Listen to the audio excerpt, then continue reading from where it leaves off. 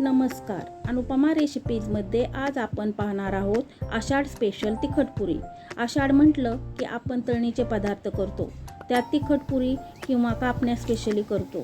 तर आज आपण टम फुगणारी खुसखुशीत अशी तिखटपुरी बनवून पाहणार आहोत. तेव्हा व्हिडिओ शेवटपर्यंत नक्की पहा. चला तर आता रेसिपीला सुरुवात करूया. प्रथम आपण वाटण तयार करून घेऊया. वाटणासाठी इथं मी एक मिक्सरचं भांडं घेतलेलं आहे. त्यामध्ये मी 4 ते 5 हिरव्या मिरच्या कट करून घेतल्या आहेत, ते घालत आहे.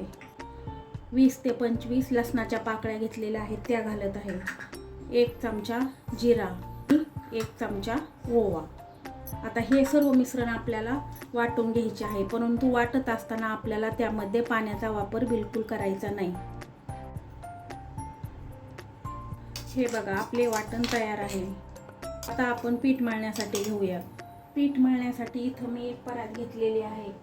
त्यामध्ये आपल्याला 3 वाट्या गव्हाचे पीठ घालून घ्यायचे आहे.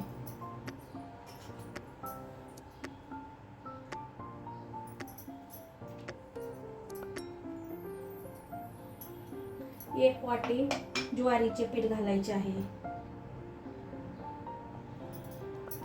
आणि अर्धी वाटी बेसन पीठ घालायचं आहे. आता हे सर्व पीठ आपण चांगले मिक्स करून घेऊया.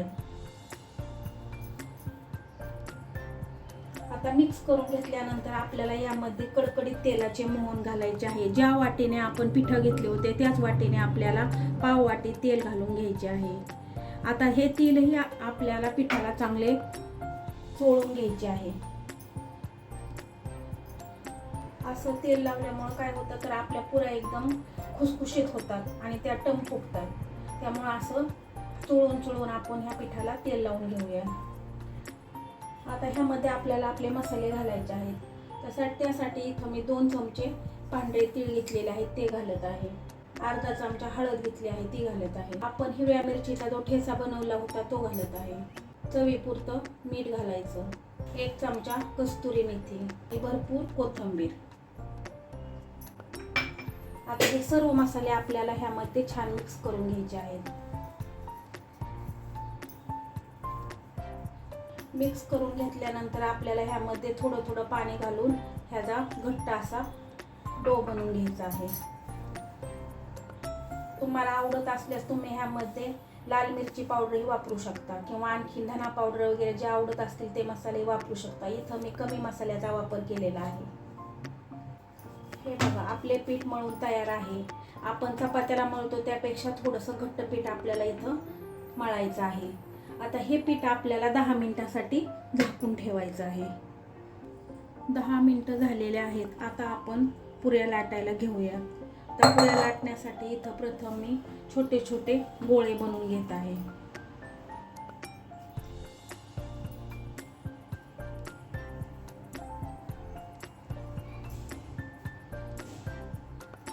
अशा प्रकारे आपण गोळे बनवून घेऊया.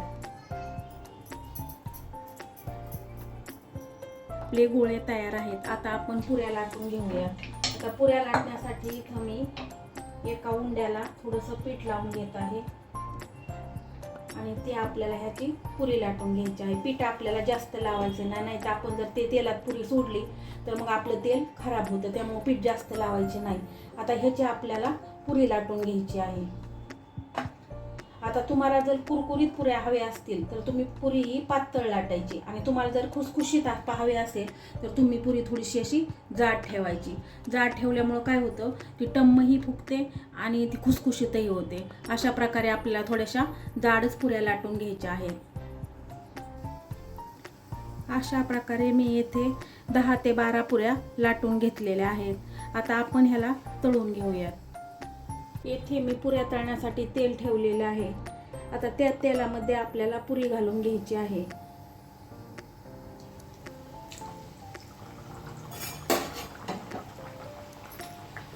आणि पुरी तळत असताना त्याला असं वरून थोडं झारेनं असं तेल घालायचं, म्हणजे काय होतं, पुरी एकदम टम्म फुगते. आता ह्या पुरीला आपण पलटी मारून घेऊया.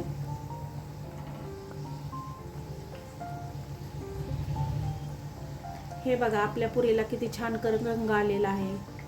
आणि ती फुगलेली पण आहे. आता अशाच पद्धतीने आपण दुसरी पुरी टाकून घेऊया. आता दुसऱ्या पुरीलाही आपल्याला त्याच पद्धतीने तळायचं आहे. थोडेसे असं वरती तेल घालायचं म्हणजे ती छान फुगते.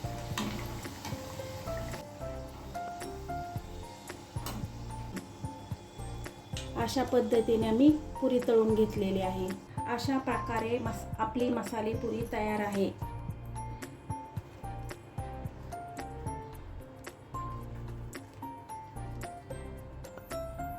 हे बघा किती खुसखुशीत झालेले आहेत. ह्या पुऱ्या तुम्ही दह्यासोबत, चटणीसोबत किंवा लोणच्यासोबतही खाऊ शकतात. मग कशी वाटली रेसिपी? आवडली ना? आवडली असल्यास एक लाईक, शेअर आणि सबस्क्राईब करायला विसरू नका. पुन्हा भेटूया अशाच खास रेसिपीसह.